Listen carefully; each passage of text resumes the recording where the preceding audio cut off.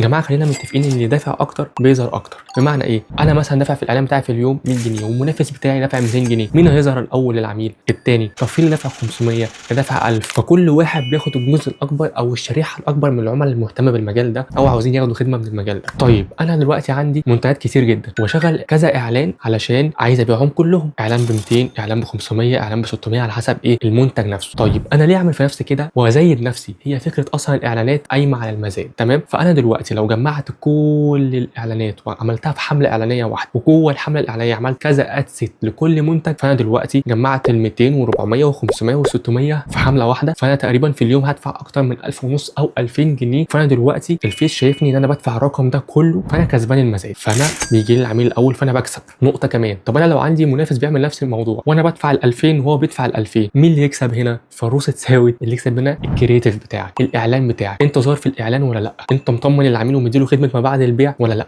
انت بترد على العميل اسرع ولا لا؟ الموضوع سيركل كبير، كل حاجه مترتبه على الحاجه اللي بعدها، فاهتم بكل حاجه، مش مجرد ما تشغل الاعلان ويجي لك رسائل وما يجيش اوردرات تفضل تقول الاعلان فيه مشكله وكل حاجه تمام، بس في تفاصيل صغيره هي اللي بتفرق معاك.